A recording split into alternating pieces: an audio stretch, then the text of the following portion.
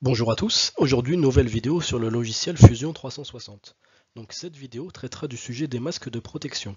On a vu beaucoup d'infos tourner sur des masques de protection imprimés en 3D. Il y a eu des choses très intéressantes de fait, vous trouverez d'ailleurs quelques liens dans la description de la vidéo. Aujourd'hui, moi j'ai choisi de faire cette vidéo pour deux raisons. D'abord parce que les fichiers qui sont généralement partagés sont des STL, donc qui ne peuvent pas être modifiés. Ce que je veux vous proposer, c'est de les redessiner. Ça permet d'avoir une base sur laquelle vous pourrez travailler pour apporter des modifications si vous pensez qu'il y a des améliorations à faire, ou même pouvoir les adapter pour proposer plusieurs tailles. Ensuite, parce que je pense que vu la forme de la pièce, c'est un bon exercice pour notre série de tutoriels sur le logiciel. Bien entendu, et c'est toujours important de le préciser, ce ne sont pas des masques qui sont faits pour remplacer les masques dits FFP2. Il faut simplement les voir comme des protections complémentaires. Et ça ne vous dispense pas de suivre les consignes de confinement et les règles, notamment les gestes barrières servant à stopper la propagation du virus. Ceci étant dit, passons à la partie conception. Donc la partie qu'on va redessiner, c'est la partie supérieure, la partie verte. Pour ce qui est de la partie translucide, vous trouverez le plan en lien dans la description de la vidéo. Donc comme pour toute nouvelle conception, on part d'une esquisse. Donc je viens sélectionner mon plan, je pars sur un cercle. Je viens un diamètre 116, ensuite un diamètre 112. Ça va nous permettre d'avoir une épaisseur de 2 mm. Ensuite, je viens faire un trait de part et d'autre. Ça va me servir à couper les deux cercles, parce que comme la pièce est symétrique, on va faire que la moitié. Ensuite, je viens dessiner un trait. Je le mets tangent par rapport au cercle. Je viens lui donner la cote de 42,5.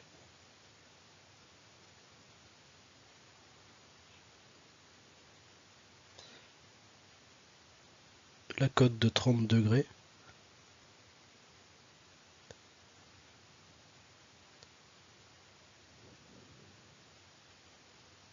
Je viens faire un second trait parallèle.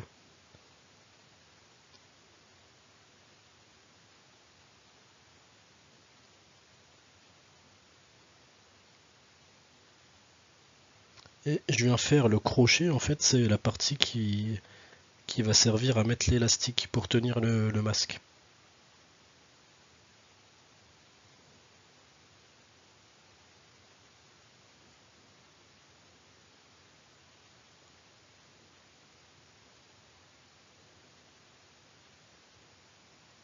Donc là je vais mettre les contraintes.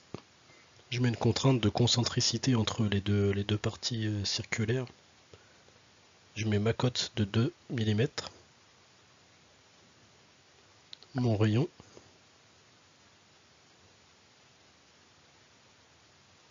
Mes 2 mm ici aussi.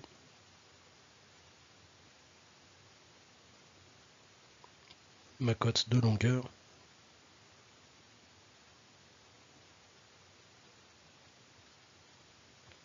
Je viens couper les parties du cercle qui sont pas utiles.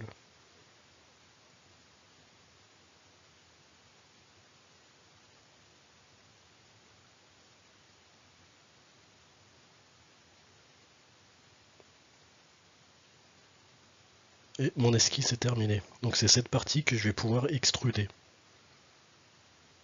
Donc je viens sélectionner la fonction extrusion et j'extrude ma pièce de 10 mm. Ensuite on va venir modifier un petit peu la forme de la pièce à l'arrière de la pièce, donc je crée une nouvelle esquisse. Je viens dessiner la forme que je souhaite donner à ma pièce. En fait on va ramener l'arrière de la pièce à 5 mm. Ici je mets mon angle de 30 degrés. Hop, ma longueur. Ici je mets 3,5, ce qui correspond au rayon qu'on a mis tout à l'heure. Et je viens mettre une coïncidence ici. Je termine mon esquisse. Et à partir de cette esquisse, je vais pouvoir faire une extrusion. Donc je sélectionne mes trois parties.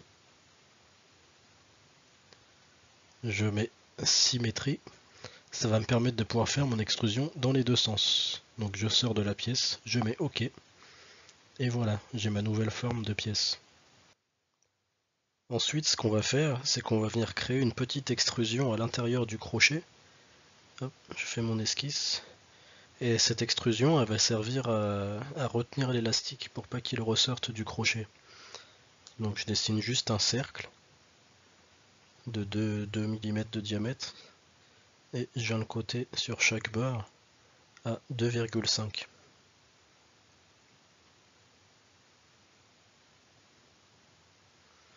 Mon esquisse est terminée, je vais faire mon extrusion et je fais une extrusion simplement de 1 mm, ça suffit.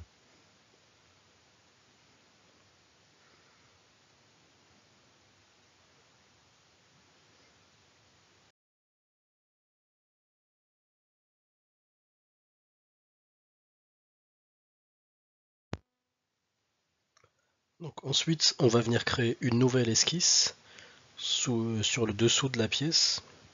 Et en fait, cette fois-ci, on va venir créer les différents crochets qui vont retenir la partie translucide du masque. Donc on va dessiner des petits crochets de 5 mm d'épaisseur. Donc je renseigne ma cote de 5 mm.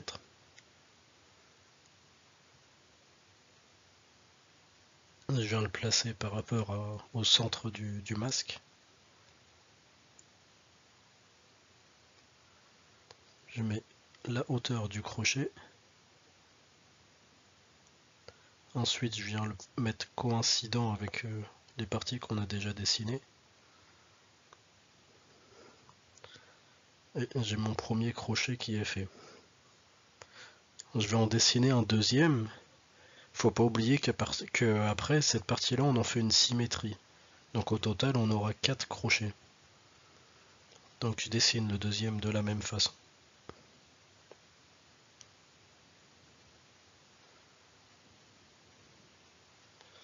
Je viens lui mettre la cote de 5 mm.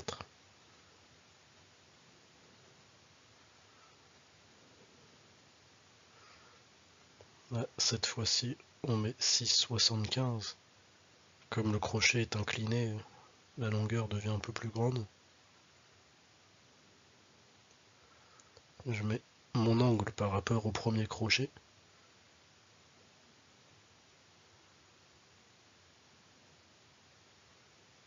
Et je viens faire ma coïncidence comme tout à l'heure.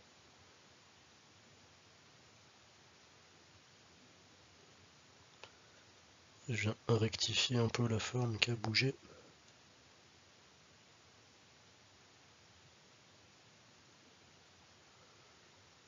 Je mets ma distance par rapport au premier crochet.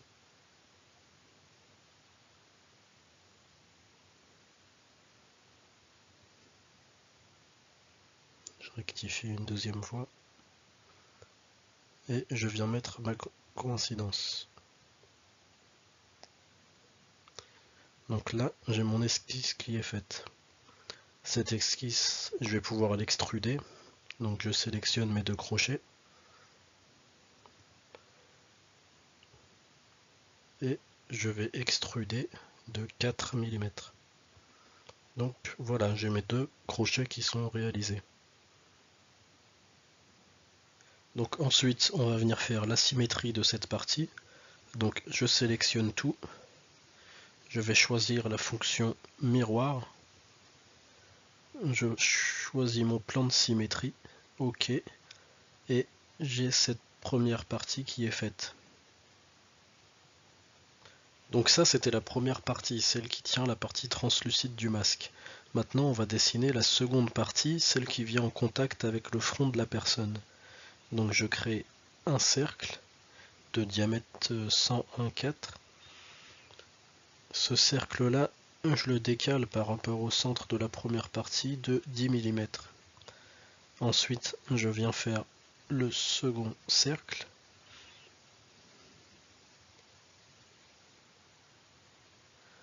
Je viens faire un trait pour figer mon esquisse. Et ensuite, je fais un second trait. Ce second trait, je le place à 16 mm du centre. Et ce trait il va me servir à faire les découpes des parties que je veux pas garder. Donc je prends l'outil de découpe, je viens découper mes deux cercles.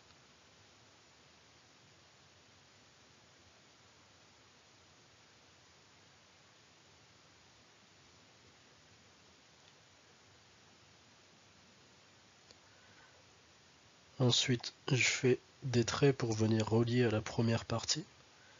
Donc je fais un trait dans le vide. Après je vais lui mettre des contraintes pour le relier. Donc je prends point milieu. Ok. Ensuite je fais mon second trait. Donc c'est pareil, je le place approximativement. Je le mets parallèle au premier. Et je lui mets une contrainte de coïncidence. Donc je vais dessiner la même chose de l'autre côté. Je refais un premier trait. Je lui mets une contrainte de point milieu. Je dessine le second trait. Je viens lui mettre une contrainte de parallélisme et une contrainte de coïncidence. Donc là, j'ai mon esquisse qui est faite. Cette esquisse, je vais l'extruder. Donc je vais choisir la fonction extrusion. Je sélectionne mes trois parties.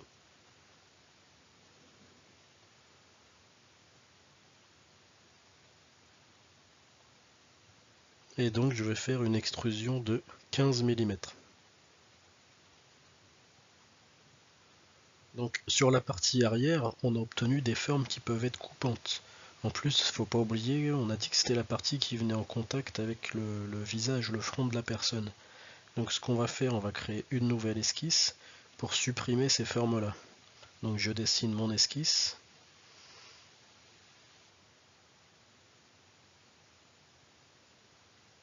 Je viens lui mettre des contraintes de coïncidence.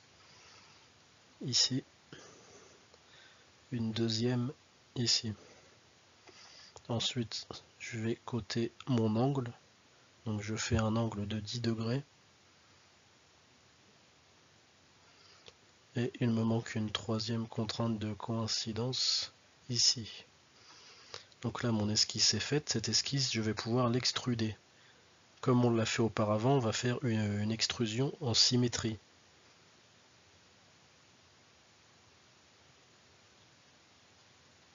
Donc je sélectionne mon esquisse et j'extrude à travers toute la pièce. Donc on voit que ça a supprimé les formes qui pouvaient être un peu dangereuses. Ensuite, ce qu'on va faire, c'est qu'on va venir renforcer la liaison entre les deux parties. On va venir faire des chanfreins.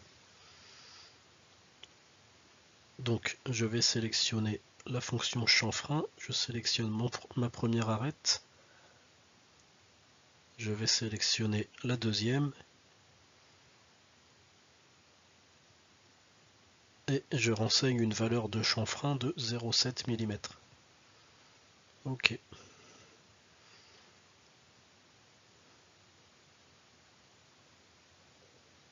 Maintenant, ce qu'on va faire, c'est qu'on va venir mettre des congés, c'est-à-dire qu'on va arrondir toutes les arêtes vives qui sont apparentes. Parce que comme on l'a déjà dit, c'est des parties qui vont être en contact avec le visage. Donc faut pas que les arêtes vives soient dangereuses pour la personne qui va porter le masque. Donc on sélectionne tous les contours, toutes les arêtes vives qui sont apparentes, même le bout des crochets, etc. On sélectionne toutes les surfaces. Donc c'est un petit peu long, mais ça va être vraiment plus sûr et en plus ça va améliorer l'aspect de la pièce.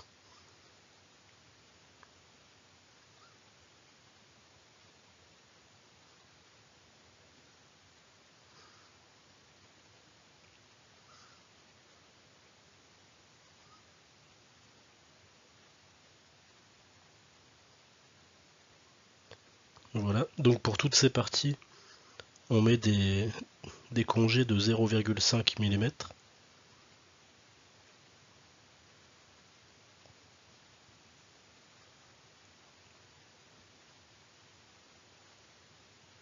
On vient sélectionner aussi les crochets des parties translucides du masque. Là, c'est des parties qui sont un petit peu plus grandes. Du coup, on va pouvoir leur mettre des congés de 1 mm.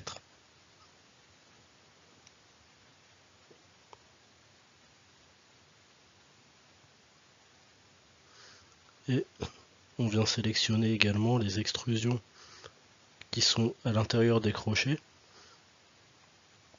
Donc c'est les extrusions qui vont être en contact avec les élastiques. Là, c'est des parties un peu plus petites. Du coup, on met simplement des congés de 0,25 mm.